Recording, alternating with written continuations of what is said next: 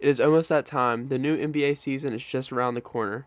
With a lot of headlines and new players ready to break out, the 2024-2025 NBA season is set up to be one of the best yet. With roughly over 450 players coming in the season to play, it's very hard to rank 50 players, but I'm going to try my best to do this in the order which is my opinion. And all of these rankings are what I predict them to do in the upcoming season. So some players might be higher than they were because I think they're going to have a breakout or an improved year this year. And we're all only be ranking 50 players. Of course, there's going to be some guys that are some snubs or, are just right there to making it but didn't make the cut. So these are all my honorable mentions. I picked a handful there of players that could deserve it and could slide into the 50 spot, but they just didn't make my list.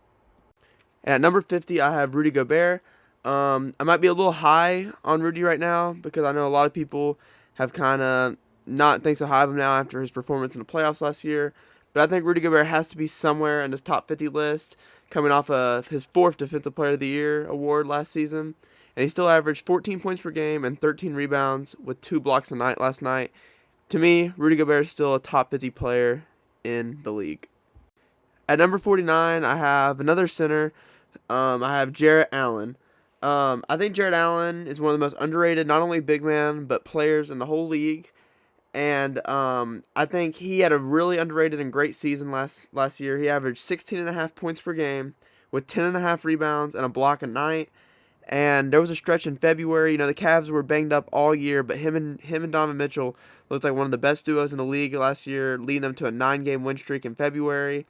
I think Cleveland is also going to be a really competitive team this year, so I think they need to have Jarrett Allen on this list of top 50 players in the league. At number 48, I have Jamal Murray. Jamal Murray, he's a very polarizing player. His career has been filled with injuries, but when he is on and in the court, especially in the playoffs, he's going to be one of the best players in the court, and that's no doubt. Jamal has fallen off a bit, though, in my rankings due to inefficient and not Jamal-like playoffs in the 2024 playoffs. I still expect Jamal to have a great season, and I expect him to even up his averages from last year from 21 points per game to even higher due to the fact that KCP isn't going to be on the team this year, and Jamal's going to have to step up on the offensive side and defensive side. And at number 47, I have the newest forward for the New York Knicks, Mikal Bridges. This is a little low, but I do think his productivity and the shots he's going to get is not going to be as much as when he was the number one option in Brooklyn. Realistically, he's probably the 3rd or 4th option on this Knicks team, but I really think he's going to be one of the best perimeter defenders in the league like he's been the past few seasons. And he's still going to get wide open threes, which he's need to improve on this season on the Knicks from getting passes from Brunson. Last season, he averaged 37% was his three-point percentage. That needs to go up, and I think it will because he'll have a lot better catch-and-shoot looks. And last season, he averaged 19.6 points, and I don't know if he'll average that much. I think it'll be a little lower, but he's going to bring a lot of defense and still be very important to this Knicks team, and we'll see how far they can go. At 46, I have Miles Turner. I think Miles Turner has become somewhat underrated, and I think he had a really good last year, and I thought he had a chance to be an all-star last year, but didn't make it. But Miles Turner averaged 17 points per game last year, 7 rebounds, which I feel like he's needs to have a breakout rebounding season. He's never that high rebounder, but he brings it on defense with 2 blocks per game. He's one of the best paint defenders in the league still, and shot blockers. And I think he had to make the list just coming off that Eastern Conference Finals run from the Pacers. And I think Miles Turner is just really underrated and a great center in the NBA. At 45, I have Brandon Ingram. Ingram had a drop-off last season, but he also dealt with some injuries. But I do expect him to do better than his 20 points per game he averaged this last season. He did improve last season, and as a playmaker, though, averaging about 6 assists a game. He's going to have to improve his three-point shot, only averaging 35% last year. And I don't know what this team is going to do with the Pelicans because on paper they look really good with adding Dejounte Murray. But they have a lot of guys that need the ball in their hand. Zion needs the ball in his hand. Ingram needs the ball in his hand. CJ, Dejounte Murray, all these guys need the ball in their hand. And who knows where Brandon Ingram's even going to be past the trade deadline or before the next season. But I still think he's a top 50 player in the league, and he's still really good. At number 44, I have the former MVP, James Harden. James Harden came off a career low in points per game since 2011, with his first year a part of the Clippers, averaging 16.6 points per game. But he did a lot all around. He averaged 8.5 assists and 5.1 rebounds. I think Harden's gonna have a way better year than last year. And last year he didn't have a bad year. It's just the team had so many guys that needed the ball, and now he's gonna be the number 2 guy. And knowing Kawhi's health, how it's inconsistent at times, Harden and some nights might have to go back to that old Houston ISO ball at the number 1 option. And I think he still could do that on nights, but not on a consistent level. But I think he could be a really good number 2 in Clippers, and I think he'll have a very good year this year. At number 43, I have a player that was a rookie last year, Chet Holmgren. Chet had a great rookie season, and he finished second in Rookie of the Year. If it wasn't for Victor, he would have won Rookie of the Year any other year. Came off 16.5 points, 8 rebounds, and what stands out to me the most is his blocks, 2.3 blocks. He's a very good rim protector, and he is getting stronger, so that's great for him. And he's going to play a lot at the 4 this year with them adding Isaiah Hartenstein, but I think that'd be good for him because he's a 37% three-point shooter.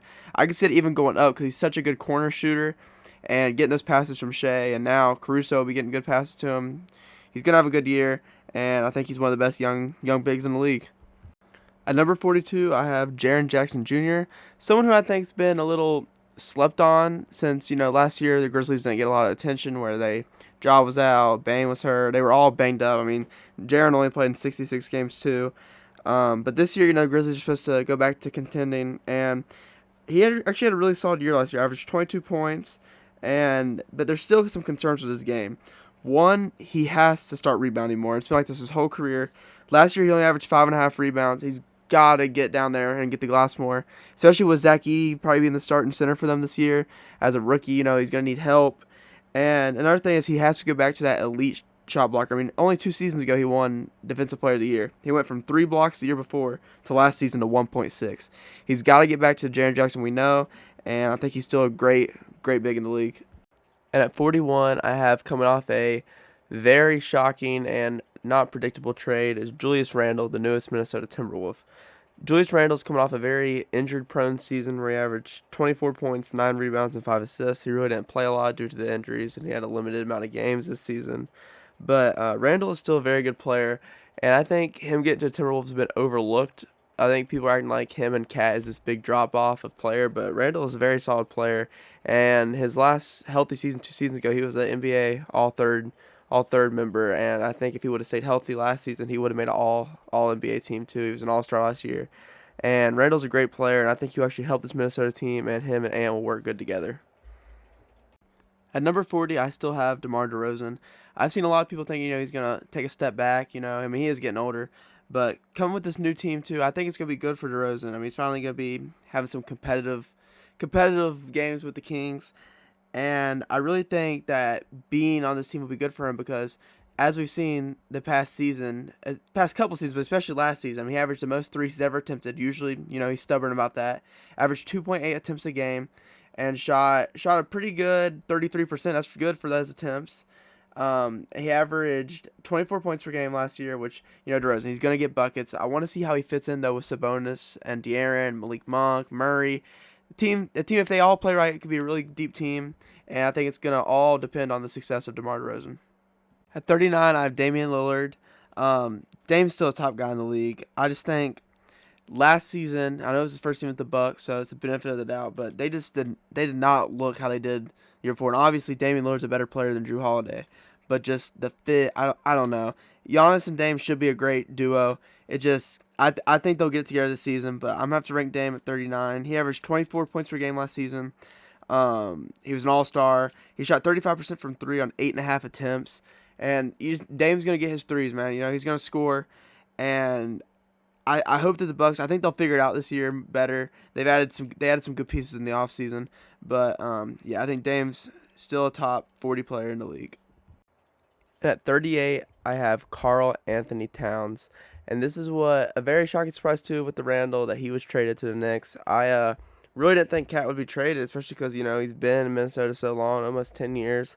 And they just came off the closest they've ever been to win anything. They were in the conference finals, out of the finals games. And I didn't see them trading him. But Cat is a great player, had a great season last year, averaging 22 points, 8 rebounds, and 41% from 3. I think he'll help this Knicks because he'll be able to space the floor. I do have some doubts of him playing center though, but I do think Cat will be a great player in Knicks, and that Brunson and him will be a good duo. At number 37, I have who I think is my prediction for the Defensive Player of the Year going into the next season, Evan Mobley.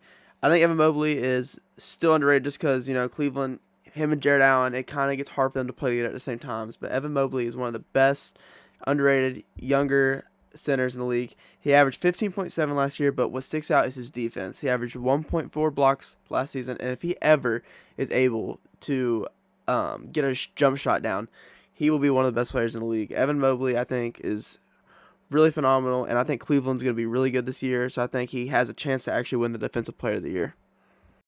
At 36, I have Alperen Sengun.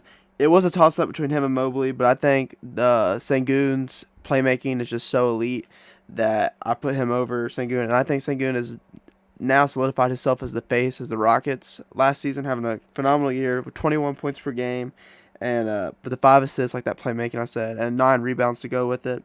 And one thing about Sengun, though, he has to improve his jump shot. He's starting to take more. He only averaged 29% from 3 last year, but that was only on like an attempt and a half a game.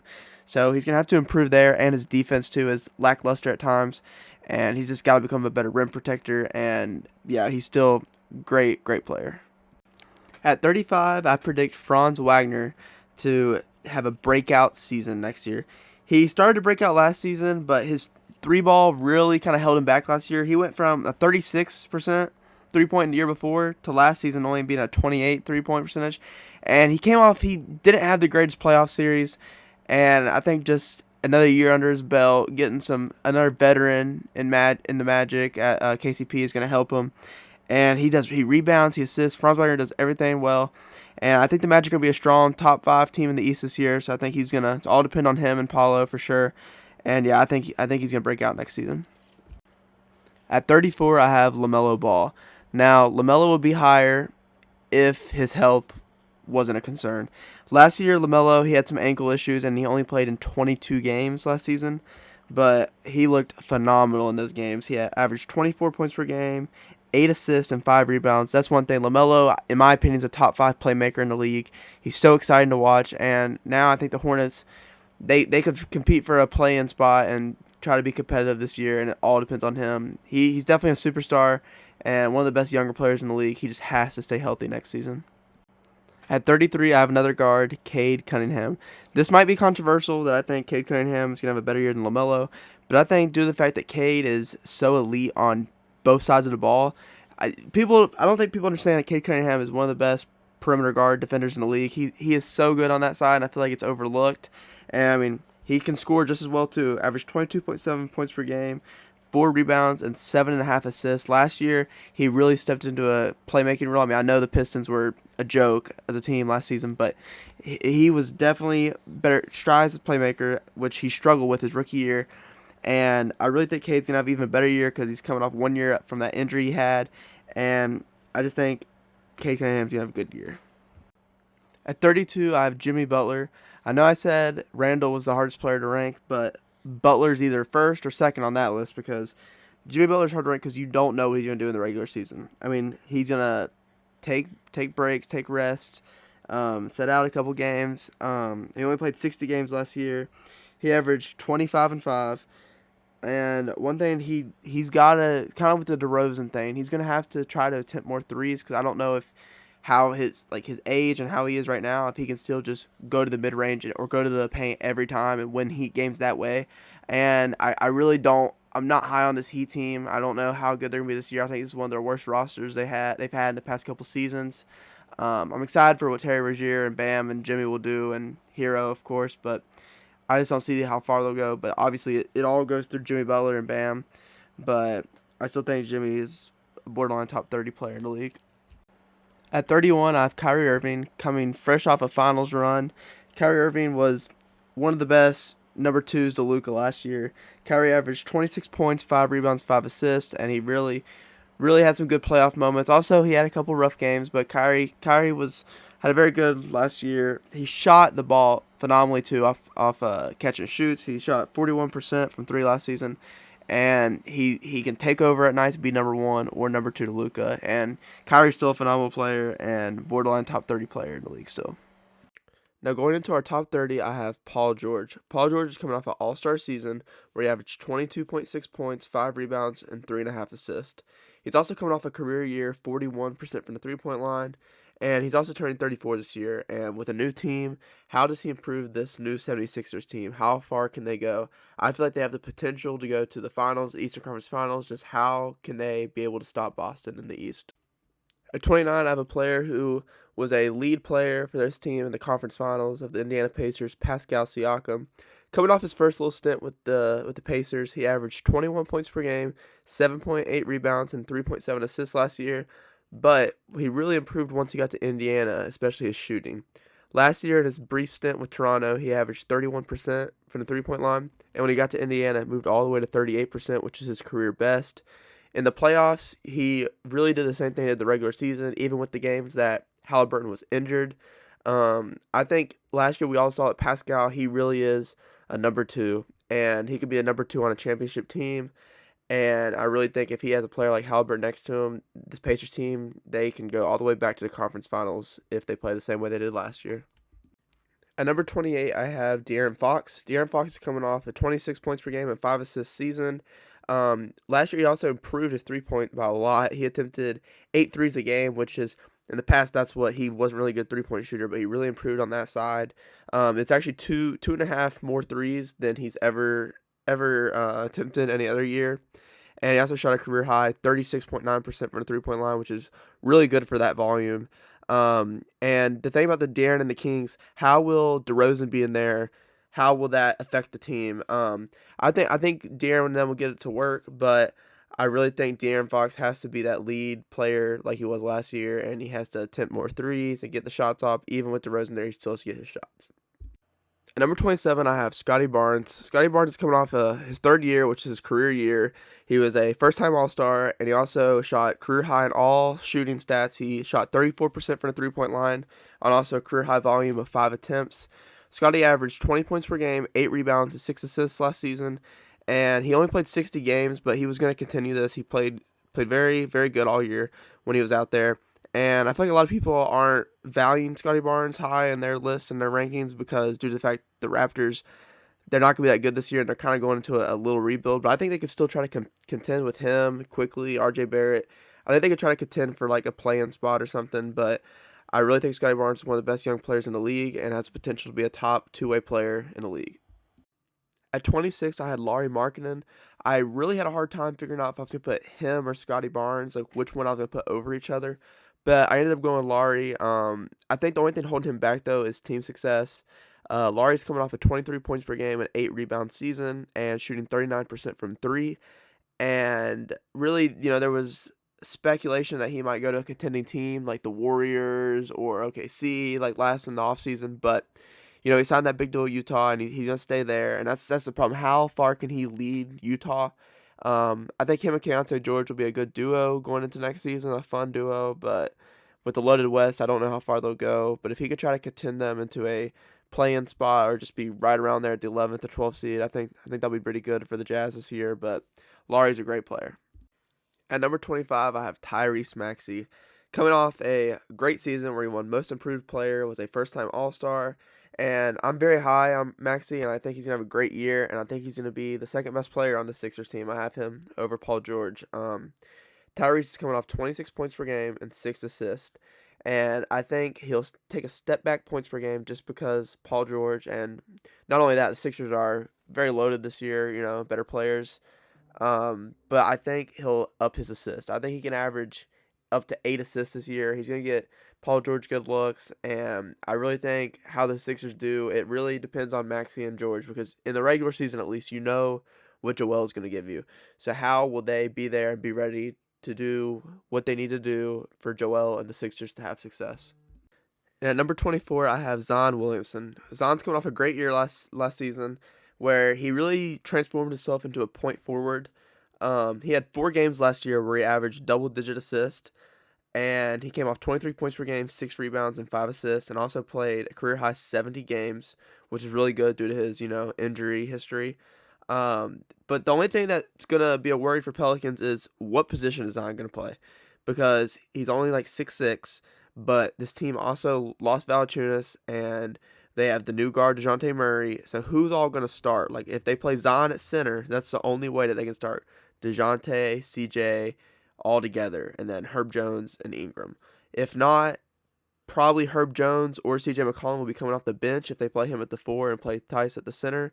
But either way, I think Zion's going to have another great year. And if he continues this playmaking, I mean, he'll get even more assists this year with Dejounte Murray, Trey Murphy, Herb Jones, if he can improve his jump shot. I think Zion's going to have another great year, and he just needs to be healthy. That's the only thing that's holding him back.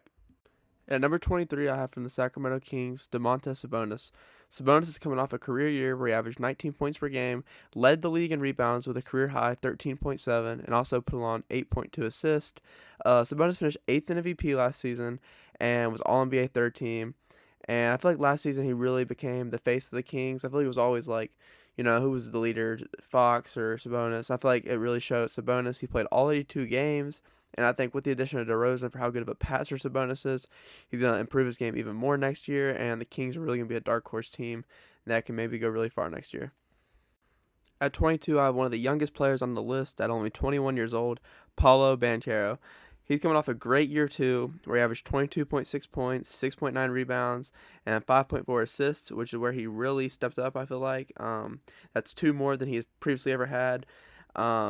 He also solved the problem, I feel like, where the Magic don't have a technical, like, traditional point guard, where he involved as a playmaker, especially going into this year where KCP is going to be there, and with Jalen Suggs, where they're more, on defense. Paulo is going to have to be that lead playmaker, even though he's, the power forward. But I think the Magic are going to have a good year, and Paulo is going to be the main reason why.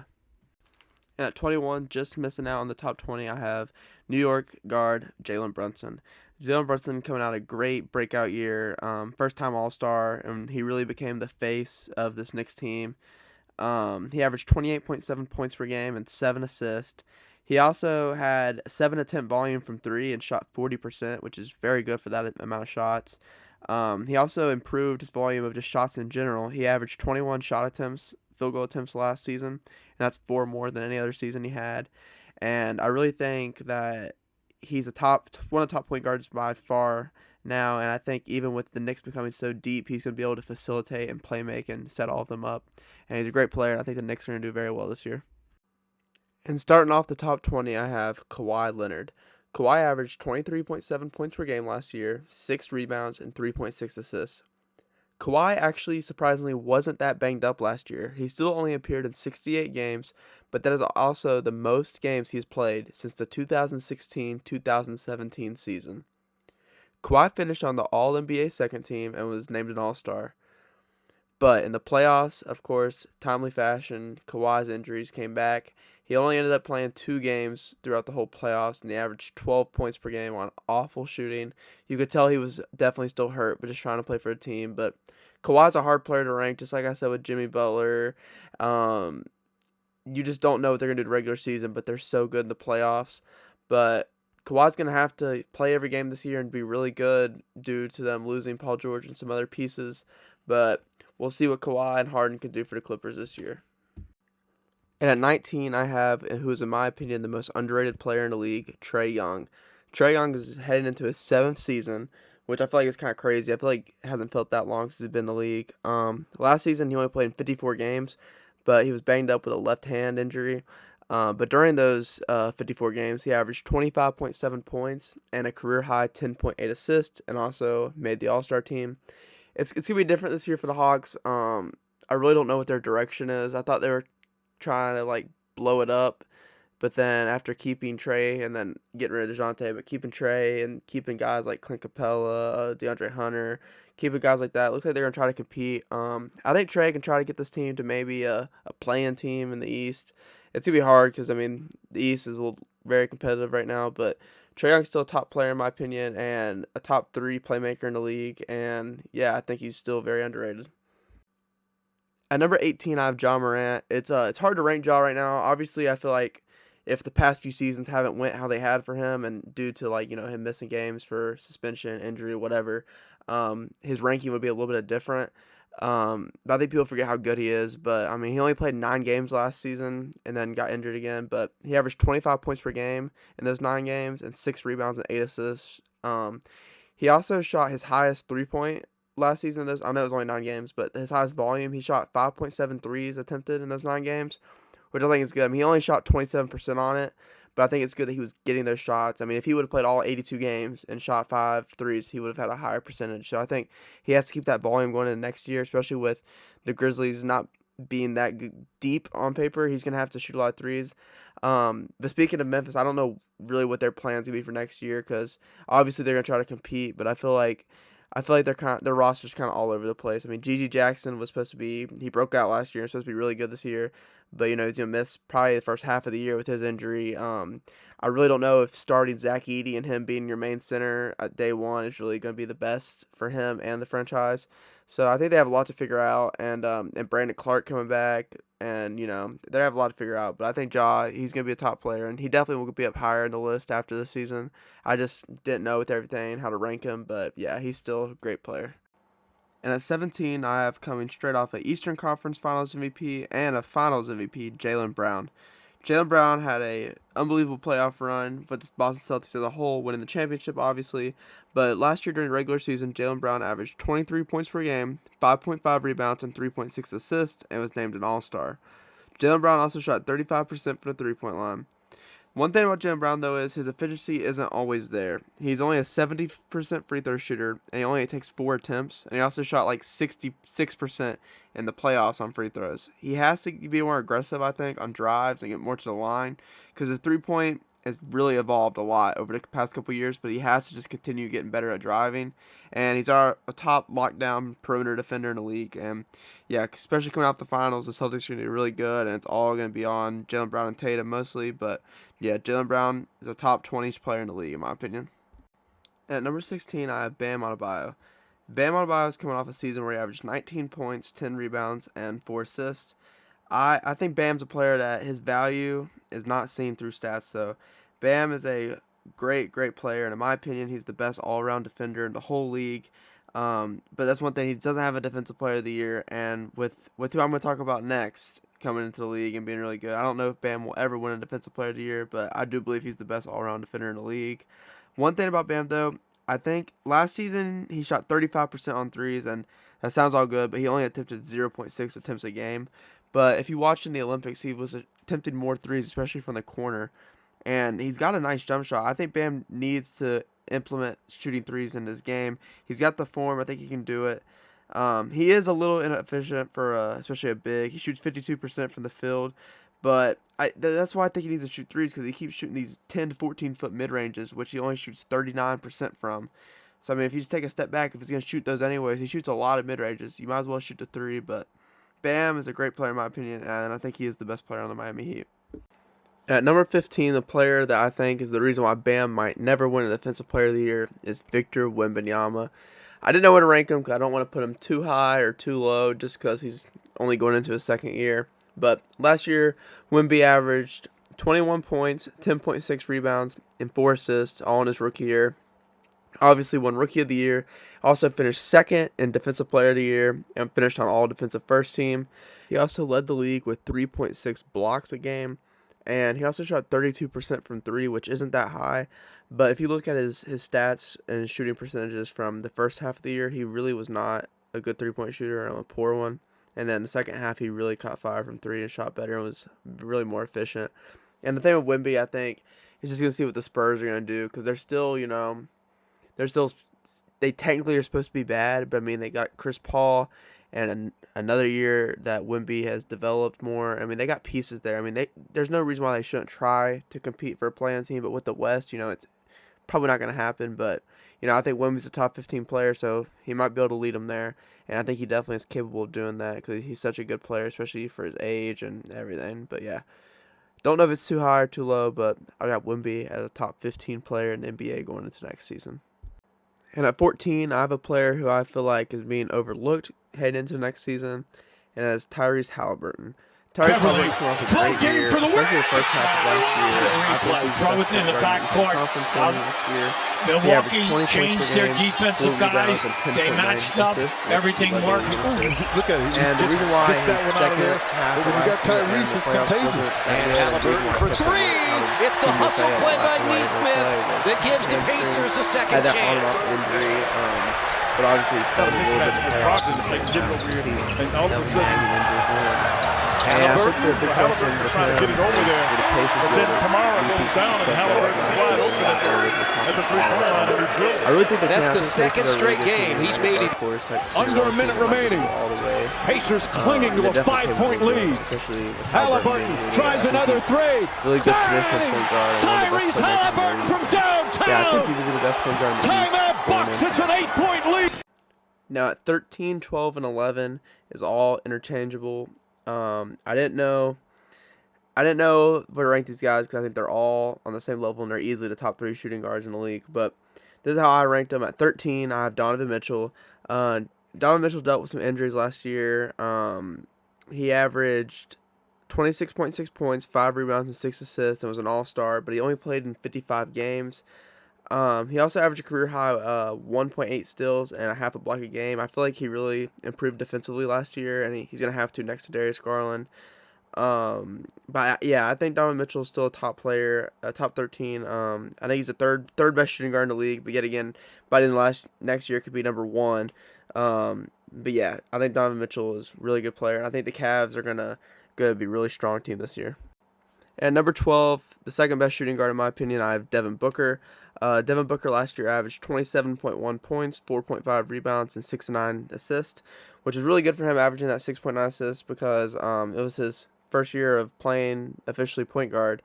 So that was his career high in assists. But going into next year, he's going to be back at shooting guard with Tyus Jones being added to the team.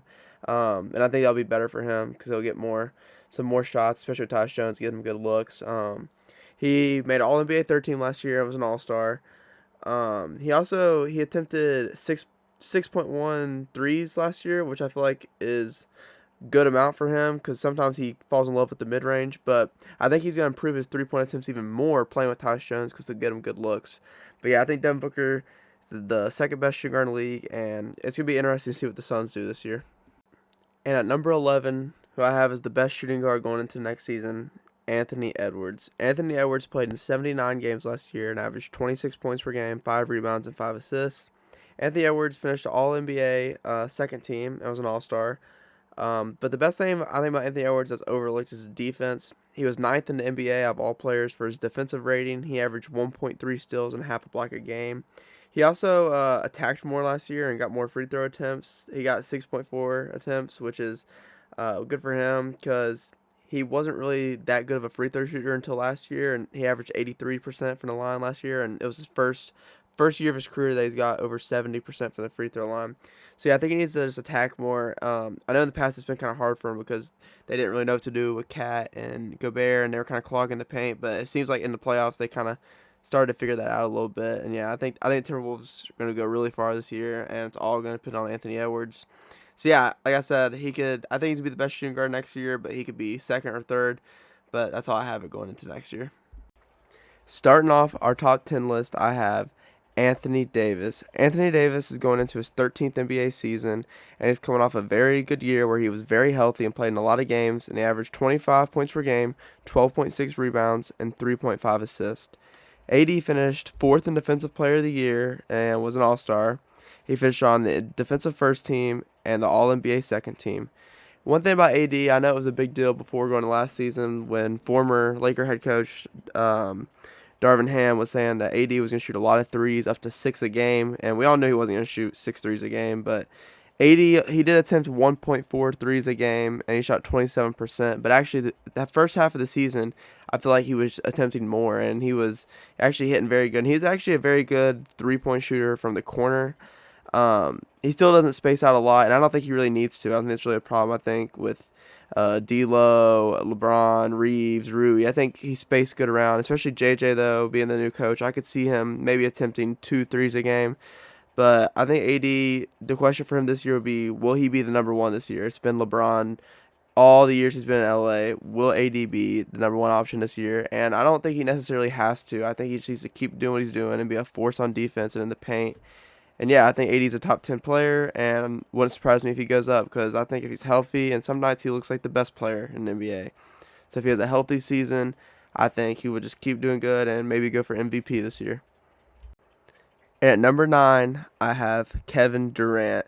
KD just turned 36 years old, but he's coming off a great season last year where he averaged 27 points per game, 6.6 rebounds, and 5 assists. KD finished in the top 10 for MVP, finished 9th. He was on the NBA second team and was an all-star. He's going into his 17th season, which I think is still crazy, but he still performs at an elite level.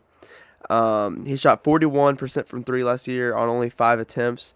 I think one thing we'll see with Budenholzer being the coach this year, I know they usually like to run like a 5-out type offense when he was at the Bucks. I think he will use KD on more threes. I think KD only shooting 5 attempts a game will go up to maybe at least 6, maybe 7 attempts a game. He's such an elite three-point shooter. Sometimes he falls to that mid-range, but I'd like to see him shoot more threes. And yeah, I don't think KD's going to drop off that much from last year, if any. I think Tyus Jones being the point guard would be even better for him, having a traditional point guard out there, setting him up, running the offense. Yeah, I still think KD's a top 10 player. I know he's fallen a little bit defensively over the past few seasons, but he's still a really good shot blocker and paint defender. I think KD will still be a top 10 player and have a great season, and I'm really interested to see what the Suns are going to do this season. Coming in at number 8, I have Shai Gilgeous-Alexander. I think it's crazy to me that Shai is already going into his 7th NBA season, but last year he really broke out and really became that superstar and one of the top 10 best players in the league. Shai averaged 30 points per game last season, 5.5 rebounds, and 6.2 assists. The Thunder also have gotten a lot better going into this season. They've added Alex Caruso and Isaiah Hartenstein. So I expect the Thunder to even compete even farther than they did last year, coming off that second round disappointment loss for them last year. But Shai was no disappointment on him. He finished second in MVP last year and made All-NBA first team and was an All-Star. One thing, though, with the Thunder, they did lose Josh Giddey, who was kind of like a primary ball handler for the passing and assist aspect. So I expect Shai to average more than 6.2 assists. I don't expect the scoring to really go down, but I could see his assists going up from 6 to like 7.5, maybe 8 assists. So yeah, I think Shai's gonna have a great season. I think he'll be right there in the MVP conversation, and I can see the Thunder making a finals push, but they're definitely gonna be a top 3 seed, maybe number 1 again in the regular season.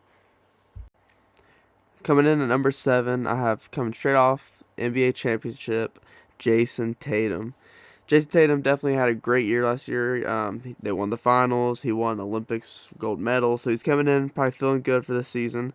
Tatum last year finished 6th in MVP, made the All-NBA first team, and was an All-Star, and averaged 26.9 points, 8 rebounds, and 5 assists. Came off a really solid year, and Boston proved, what they've been doing the past few years and making it far and not winning. But last year they really did that and won, and they were by far the best team in the league all year. But the big question is, which doesn't happen a lot in this NBA, is can the finals team repeat? Can Boston get back there? And I really think there's still that some of these teams have gotten better, like New York, Philly, Milwaukee's gonna be good, but I still think there's no team that's as good as them, at least on paper. And they have the chemistry. It's a lot of the same guys. I think Boston's gonna be right there again. And I think Tatum's gonna play with a little chip on his shoulder. I feel like he's hated on for some reason. But yeah, I think Tatum's going to have a great year, and I think he's the 7th best player in the NBA. And at number 6, I have the greatest shooter now and the greatest shooter of all time, Stephen Curry. Steph Curry is going into his 16th NBA season, which he will be 36 years old this season. But it's not a problem for him. He averaged 26.5 points per game last year, 4.5 rebounds, and 5 assists. I believe that Steph Curry will be the 2nd best point guard next year. And he's coming off of NBA third team, an All-Star, and won the Clutch Player of the Year. And I think watching the Olympics really showed people that Steph Curry's not slowing down anytime soon. Having those games where he just went off against France in the final game.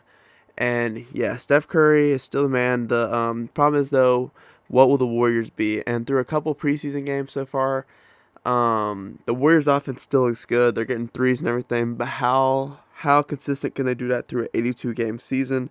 And even if they are a really good team, the West is so loaded.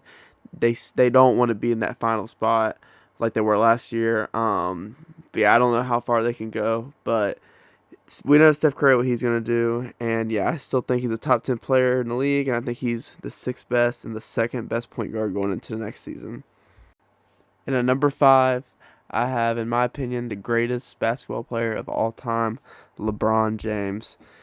And it was simple last year from watching the games, averaging 25 points per game, 7 rebounds, 8 assists. What he's done for the past 20 years, LeBron is still a top 5 player in the NBA, which is crazy because he's currently 39 years old, but halfway through the season will turn 40. But LeBron's coming off All-NBA 3rd team and an All-Star, and he's going into year 22. LeBron averaged a career high last season, which is crazy. In his 21st year, averaged a career high in three-point shooting. He shot 41% on 5 attempts a night. He also was fairly healthy last season. He played 71 games, and that's the most games he's played since the 2017-2018 season. And also, I mean, no sign, I think, of LeBron slowing down also because in the past preseason games, he's limited minutes, of course, but he's been playing really good. And he's also coming off of the Olympic gold and also won the MVP of the whole tournament. And yeah, I mean, you just can't count LeBron out. Every year for the past 3 years now, I feel like people have been saying, oh, he's going to take a step back this year. He's too old, all this stuff. And he just keeps continuing to play the exact same way. And I think this year under JJ2 as a coach, you could tell multiple times last season LeBron was clearly frustrated with how the team was and the coaching staff. I think now he has a new outlook on the team, and he seems happier, and I think they're going to do really good this year. And I think it'll be a good environment to be around for him. And yeah, I think LeBron's still going to get his 25, 7, and 7. And yeah, I continue to see a top 5 LeBron this year. And at number 4, I have Joel Embiid. Joel Embiid is coming off of an injury-led season last year where he only appeared in 39 games. But in those 39 games, he looked amazing, averaging 34.5 points, 11 rebounds, and 5.6 assists. Joel also had a great summer, winning the gold medal as the starting center for Team USA. But yeah, I think Joel, I've seen the reports that, you know, he's not going to play in back-to-backs and he's not worried about awards this year and he just wants to be healthy. I think we really just need to see that. Every year it's the same thing. He's crazy in the regular season and he gets hurt and no one's healthy in the playoffs for the Sixers. But I think now they legitimately don't have an excuse. He has himself, Tyrese Maxey, Paul George, and they have great role players and pieces around him. I think this might be the year, though, that the Sixers can get there. I think this is the best roster, and I think they have the best coach in Nick Nurse that they've had his whole tenure with the Sixers in the Joel Embiid era. And yeah, I think Joel, I know even if he doesn't play as much this season, I still think he's the 4th best player and the 2nd best center in the NBA. And at number 3, I have Giannis Antetokounmpo. Giannis is coming out of a great and kind of underrated season last year. We finished 4th in MVP, finished All-NBA first team, and was an All-Star. Giannis averaged 30 points per game, 11.5 rebounds, and 6.5 assists. Giannis had, I thought, underrated year because I think going into this year, the Bucks are really disrespected and underrated as a team to win it all, especially in the East. But yeah, last year, Giannis played 73 games, which is his most since the 2017-2018 season. I think the Chelsea have a better year too because they actually are going into the season with they know who their head coach will be. And it seems like Doc Rivers and Giannis have a good relationship.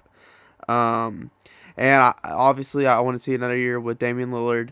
And I think they have to start running that pick and roll more, which they started doing a little more in the second half of the year. But yeah, I think Giannis is a sneaky pick to win MVP next year. I think the Bucks can be the 2nd best team other than the Celtics in the East. And I can see them pushing for a final spot this year, especially with Chris Middleton. Looks like he's going to be ready to go and fully healthy this year. And yeah, I like him, and I think Giannis is the 3rd best player in the league.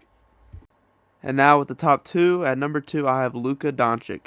Luka is coming off of crazy year. He finished 3rd in MVP, averaged 33.9 points per game, 9.2 rebounds, and 9.8 assists. So basically a triple-double. He finished on All-NBA first team and was obviously an All-Star. Luka also had a game last year where he had 73 points in the game. And yeah, I think the Mavs got better. I mean, they added Klay Thompson, and they kept a lot of the same guys too that was on the team basically other than Tim Hardaway Jr. And then they also added Quentin Grimes, who I like. And I want to see how much Klay will improve this team and also Luka's game, because this will create more space for Luka to get to the paint, to get mid-ranges, to get to the rim attack, because Klay's going to be there, and teams are going to cover him like crazy. And I think that also leaves some pressure off of Kai. And yeah, I mean, obviously they went to the finals last year, and he wasn't disappointing, but Luka wasn't the best in the finals. But none of the Mavs team were, especially shooting. I mean, he only shot 24% from 3 in the finals. Luka did, but we know what he's going to give us in the regular season next year, and I wouldn't be surprised if the Mavs could make a push again. But yeah, I think Luka's really rising, and I think this might be the last year that he's not number one. I predict Luka to win MVP this year, and yeah, I think he's really just so good, and it's crazy for how young he is and how he's just getting better and better every year. And at number 1, I have Nikola Jokic. Nikola Jokic coming off the MVP season, that's why he's number 1 on the list. Averaged 26.4 points per game, 12.4 rebounds, and 9 assists, almost that triple-double. He was an all-star, first-team All-NBA. And what I like about Jokic, he's always efficient, and he's always going to be there for his team. Nikola played in 79 games last year, and his shooting splits are crazy. 58% from the field, 36% from the 3, and 81% from the free throw. And the real question is, what will Denver do this year? Obviously, Jokic is going to be there and do his thing, but they have not the best bench depth, and they lost KCP in the offseason. And yeah, I don't know if with how the West has evolved and gotten better and better and better, I don't know if the Nuggets have been kind of left there and haven't improved like everyone else. But I still think that Jokic will find a way to set up his guys, and they'll be good, obviously. But yeah, I think Jokic, the best player in the NBA and the whole world. So once again, the whole 50 list, this was all my opinion. And yeah, I'm really excited for this NBA season. I think it's going to be really competitive and a really good and fun year. If you stuck through and watched the whole video, thank you. And if you don't mind to like and subscribe, that'd mean a lot. And yeah, ready for the new season.